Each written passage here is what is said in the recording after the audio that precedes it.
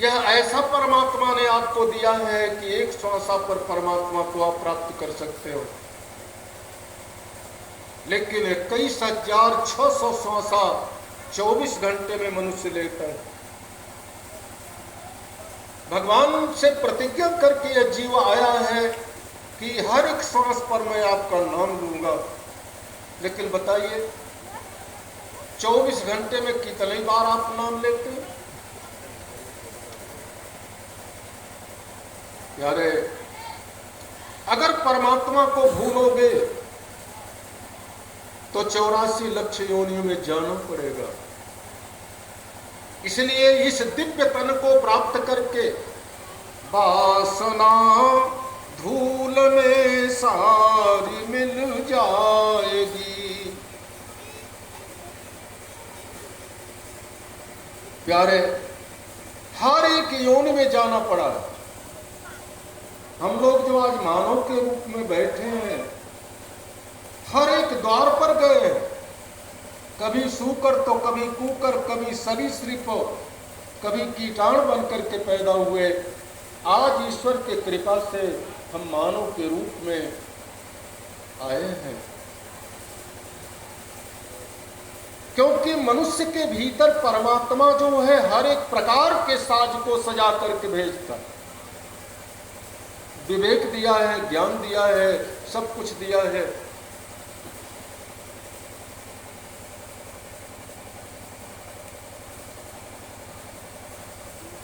तो संत जो है, संत लोग कहते हैं कि द्वारे द्वारे पर ठोकरें खाना पड़ेगा, हर एक दरवाजे पर जाना पड़ेगा।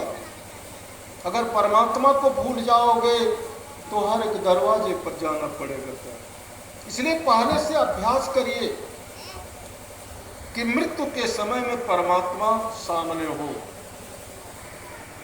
जितना पाप किया है उतना पूरी किया है। तो आप देख सकते, जिसकी मृत्यु होती हो, क्योंकि वो नक्शा देख रहा है कि इतना पाप मेरे द्वारा हो गया, यह देख करके उसके नेत्र से आंसू गिरने लगता है।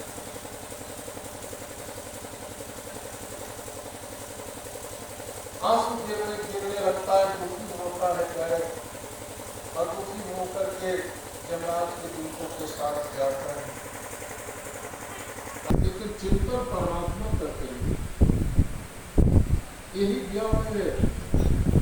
इस ज्ञान को अपने भीतर धारण करो, आपका पतन कभी नहीं होगा। इस प्रकार से अनेकों प्रकार की कथा जो है आती है प्यारे, क्योंकि परमात्मा की लीला जो है बड़ी विचित्र है।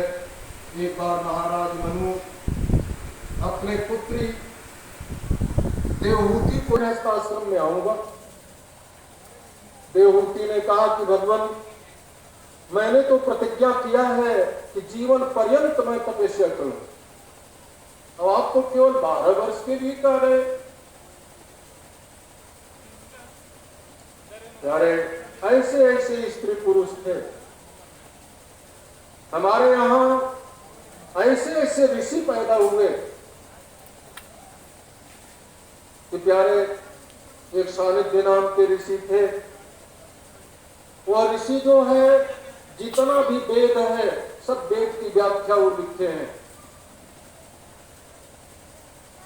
तो जब उनका विवाह होता है, बालेपन में पहले विवाह हो जाता था, जब विवाह हुआ तो वो रातों दिन जो है व्याख्या लिखने में ही परेशान रहते थे।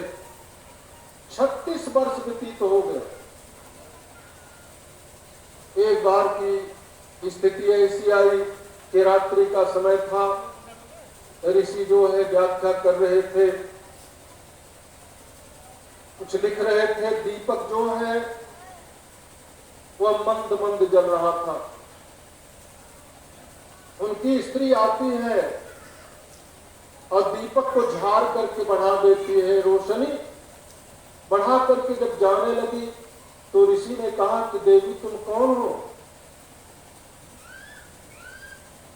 उसने कहा कि प्रभु आप हमको नहीं जानते।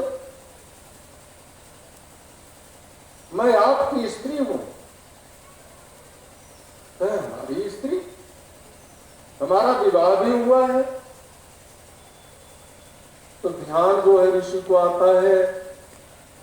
उस समय उनकी वृद्धावस्था हो गई थी प्यारे, तो दो स्त्री से पूछते हैं कि अच्छा बताओ तुम्हें क्या चाहिए। उसने कहा कि प्रभु मुझे एक पुत्र एक पुत्री आप दे दीजिए। तो उन्होंने ऐसा ग्रंथ बनाया,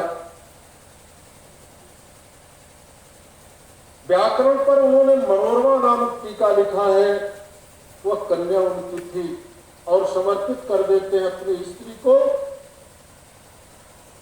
कि प्यारे श्री वैखरी के रूप में प्रसारित कर रहे हैं।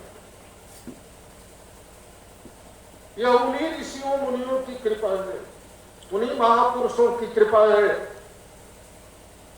उन्हीं से ज्ञान की उत्पत्ति हुई, उन्हीं के ज्ञान से आज हम जो है जी रहे हैं। 2 मिनट का मेरा भी। इसीलिए देवताओं का तर्पण, ऋषियों का तर्पण किया जाता है।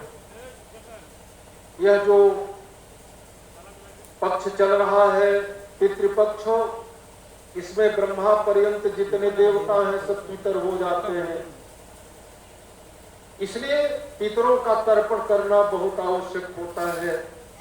चाहे आप किसी स्थिति में हो, पितरों का तर्पण करिए और उनका पिंडदान करिए। अंत में बोलिए वृंदावन बिहारी लाल की जय। उसी देवहूति के द्वारा जिस समय 12 वर्ष जब व्यतीत हो जाता है तो कर्दम ऋषि जो है अपने स्त्री देवहूति से पूछते हैं कि प्रिय तुम्हें किस चीज की आवश्यकता है बताओ। उसने कहा कि स्त्री के भीतर जो भाव होता है उसको तो आप जानते ही हैं। तो कर्दम ऋषि अपने तपस्या से एक कुंड तैयार करते हैं और उसी कुंड में देवहूति को आदेश देते हैं कि जाकर के स्नान कर दो। स्नान करने के लिए जब जाती है देवहूति तो वहां हजारों सखियां जो है उसकी सेवा करने के लिए सामने आ जाती हैं हाथ जोड़ करके, और खोटक एक विमान का निर्माण करते हैं। उसी विमान पर दोनों बैठ करके पहले तो अनंत ब्रह्मांड की परिक्रमा उन्होंने किया था। और इसके बाद जब घर आते हैं तो 9 कन्याएं उत्पन्न हुई जो ब्रह्मा के 9 मानस पुत्रों से ब्याही गई। उन्हीं से सृष्टि का प्रचार प्रसार हुआ है। इस प्रकार से कहा जाता है कि महाराज मनु के 2 पुत्र थे। महाराज उत्तानपाद और प्रियव्रत। तो प्रियव्रत जो है वो ज्येष्ठ पुत्र, लेकिन जब तपस्या करने के लिए चले गए तो छोटा पुत्र जो था उत्तानपाद, जिस समय सुनीत के पास कोई पुत्र पैदा नहीं हुआ तो राजा जो है वो सुरुच से विवाह कर लेता। जब दोनों स्त्रियां, वो अभी छोटी स्त्री जब रानी आती है तो दोनों को पुत्र पैदा होता है। आज बहुत ज्यादा है। तो सुनीत से ध्रुव पैदा होता है और सुरुच से उत्तम पैदा होता है। अगर अध्यात्म के रूप से देखा जाए, क्योंकि श्रीमद् भागवत संपूर्ण श्रीमद् भागवत अध्यात्म है, प्यारे वेदांत है, तो बुद्धि की 2 धाराएं हैं। हर एक मानव के भीतर बुद्धि जो है उसकी 2 धाराएं हैं। एक सुनीत की धारा है, सुनीत माने धर्म के मार्ग पर चलने वाली बुद्धि है, और दूसरी अपने रुचि के अनुसार चलने वाली, कि जो हमारी इच्छा होगी वही हम करेंगे। और सुनीत माने नीत के मार्ग पर धर्म के मार्ग पर, कि ऋषियों के द्वारा जो मार्ग निर्धारित है उसी मार्ग पर मैं चलूंगा। इसीलिए आप देखिए प्यारे, जब आप धर्म के मार्ग पर चलते हैं तो आपके भीतर उत्तम विचार प्रकट हो, माने ध्रुव विचार प्रकट होता है, अर्थात वह विचार जो है बिल्कुल अटल होता है, वह कभी समाप्त नहीं होता, उसी को ध्रुव कहते हैं। और सुरुचि के मार्ग पर, अपने रुचि के मार्ग पर चलोगे तो उत्तम पुत्र पैदा होगा।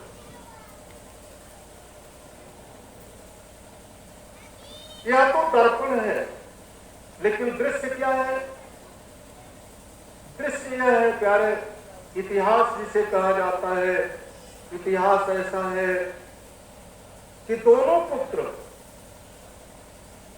उत्तानपाद जो है राजा है, जितने भी मानव हैं सब उत्तानपाद रहते हैं।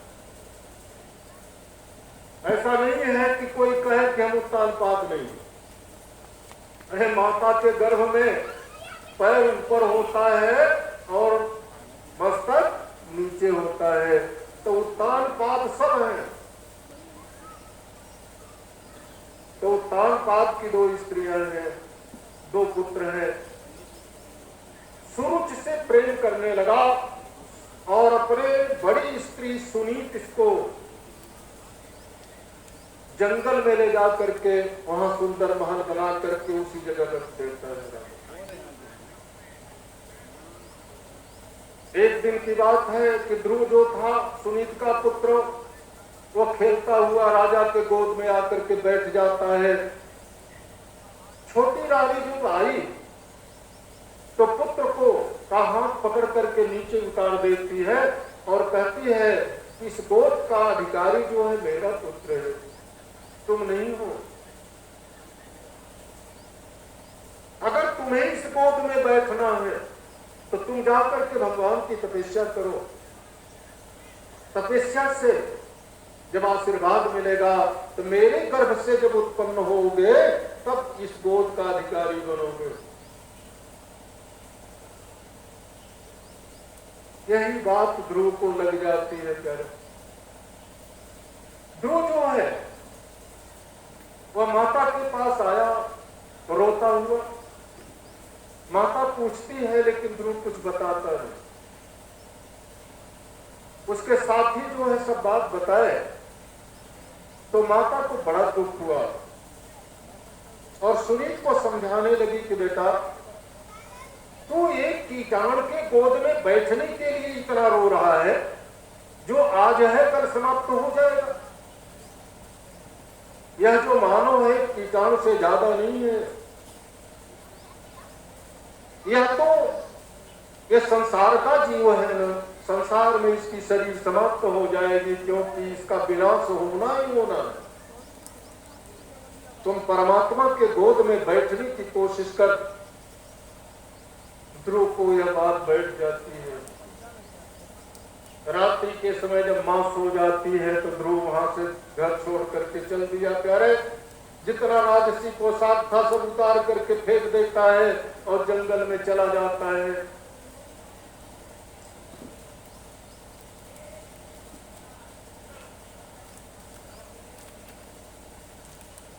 धीरे से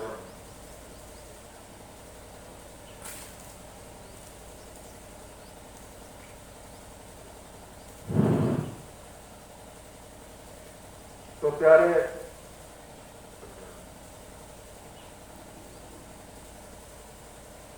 ध्रुव जब घनघोर जंगल में जाता है तो उस समय नारद जी उसको देखे। नारद जी अपने मन में सोचने लगे कि शेर बाघ इसको खा जाएगा, इसलिए उसी जगह प्रकट हो जाते हैं और पुत्र से कहते हैं कि बेटा तू इस घनघोर जंगल में कैसे आ गया, चलो तुमको मैं घर पहुंचा दूं। उसने कहा कि भगवान अब मैं घर नहीं जाऊंगा। तब क्या करोगे? उसने कहा कि मैं परमात्मा के गोद में बैठना चाहता हूं। परमात्मा अपने गोद में नहीं बिठाएगा तब तक मैं घर नहीं लौटूंगा।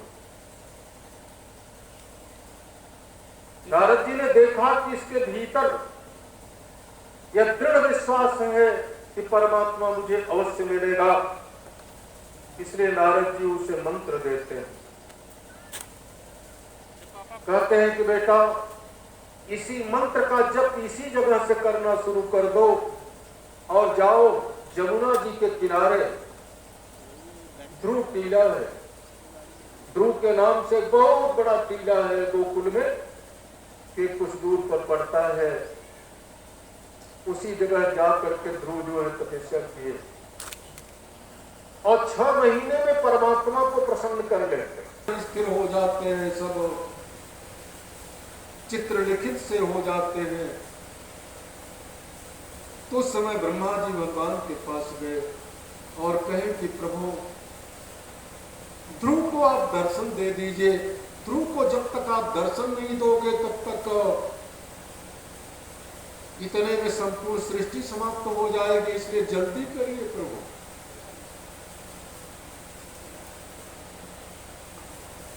भगवान ने कहा कि ध्रुव को दर्शन नहीं देना है, ध्रुव का दर्शन करने के लिए मैं जाऊं।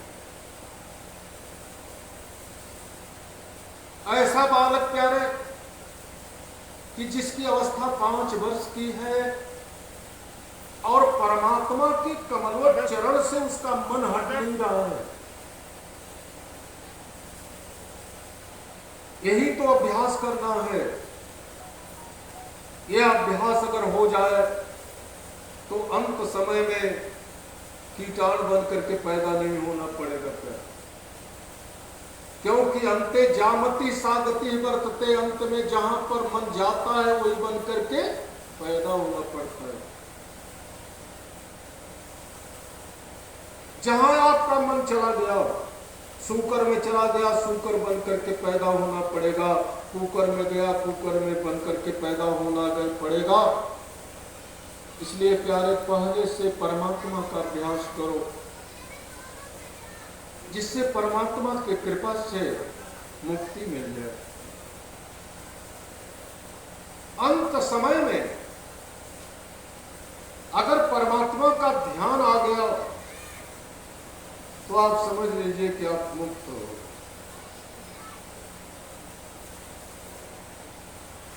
और नहीं तो इस संसार में हमेशा आना पड़ेगा। प्यारे सानिध्य स्वरूपात्म तो मनुष्य जो है अपने कर्म के अनुसार इस संसार में आता है। धृतराष्ट्र का पुत्र दुर्योधन था, वह तपस्या करके लक्ष्मी को प्रसन्न कर लिया था। प्यारे उसके दाहिने कंधे पर हमेशा लक्ष्मी का निवास रहता था। ऐसा कोई राजा आज तक पैदा नहीं हुआ, पूरे विश्व में उसका आधिपत्य था, सब उसके अधीनस्थ थे। लेकिन अहंकार के कारण उसका विनाश होता है। एक बार भगवान के पास जाता है और प्रभु से कहता है कि भगवान आपको मैं निमंत्रण देने के लिए आया हूं, आप हमारे यहाँ भोजन करना है। आपको समय निश्चित कर देता है। भगवान कहे ठीक है, मैं अवश्य आऊंगा। जो प्रेम से बुलाता है उसके यहाँ मैं अवश्य जाता हूं। दुर्योधन जो है परमात्मा की सेवा करने के लिए चारों तरफ निमंत्रण देता है। भोजन बनवाया, सब चारों तरफ से सब लोग आने लगे, पूरा राज्य दरबार भर जाता है। भोजन करने वालों का ऋषि मुनि मनुष्य सब आते हैं। दुर्योधन जो है सबसे कहता है कि जब तक परमात्मा को मैं खिला नहीं दूंगा तब तक किसी को भोजन नहीं करना है।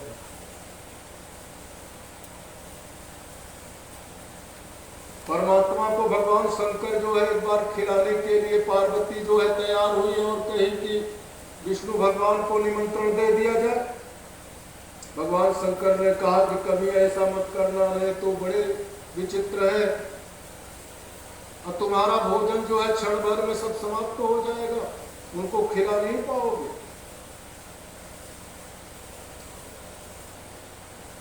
पार्वती ने कहा कि नहीं प्रभु, एक बार उनको तो अवश्य बुलाना चाहिए। मां पार्वती के अनुनय विनय पर भगवान विष्णु लक्ष्मी के सहित गरुड़ पर सवार होकर के आते हैं। अष्ट सिद्धि नौ निधियां जो है भोजन बना रही थी, भोजन तैयार है, भगवान को बैठाया गया और भगवान जो है जिस समय भोजन पर हाथ रखते हैं तो जितना भंडार था सब खाली हो जाता है।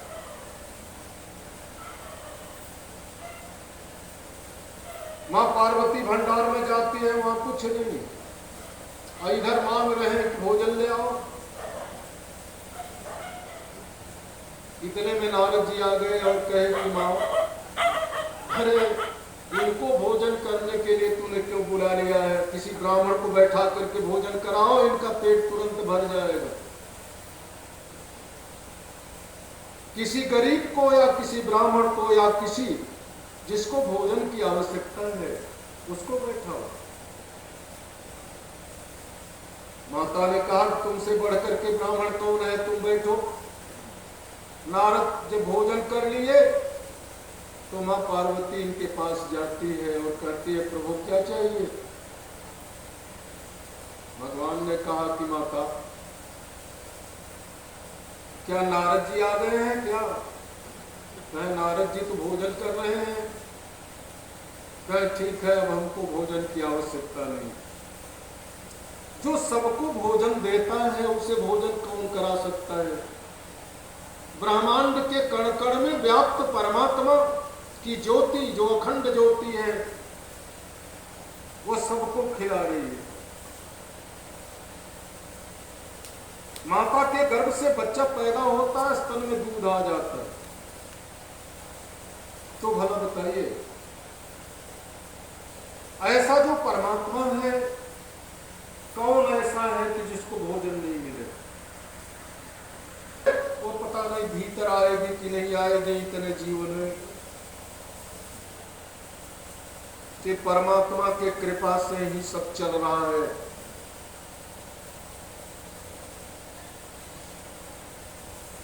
कहा जाता है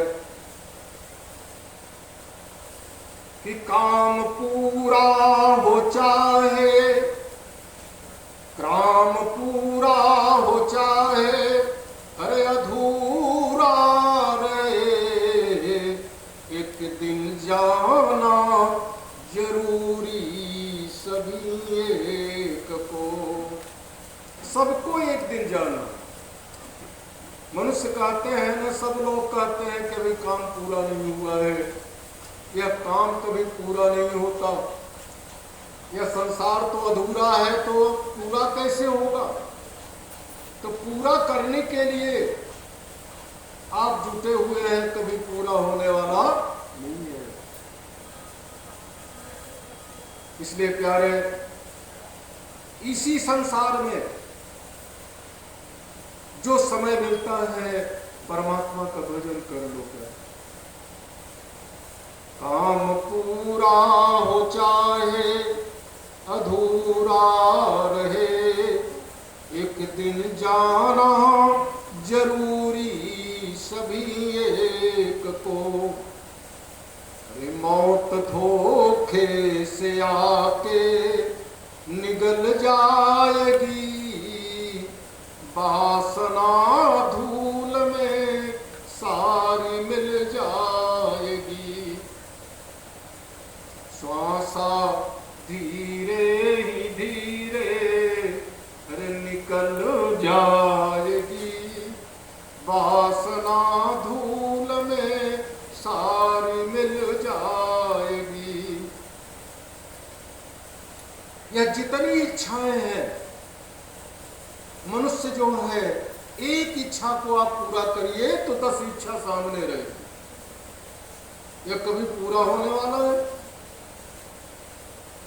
इसलिए जब तक ये इच्छा समाप्त नहीं होगी तब तक सुख नहीं मिलेगा। जिस दिन इच्छा समाप्त हो जाएगी उसी दिन सुख मिलेगा, उसी दिन यह संसार आपको सुख देने वाला हो जाएगा।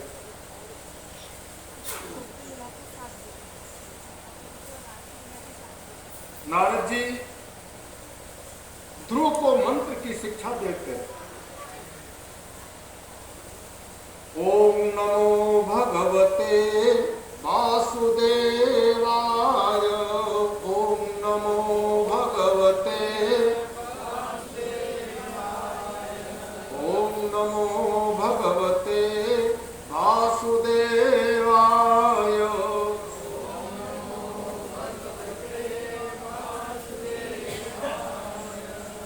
देखिए प्यारे, ओम का बहुत बृहद स्वरूप होता है। ओम का अर्थ होता है अकारो वासुदेव स्यात्, उकारो शिवरुच्यते, मकारो चंद्र बीज स्यात्, त्रयः बीज प्रकृति का। यह 3 बीज मिलकर के ओम बना हुआ। आकार जो है यही वासुदेव है। आप देखिए 52 अक्षर होते हैं ना, 52 अक्षर की उत्पत्ति कहां से होती है? आकार से। सब में आकार लगा हुआ, बिना आकार से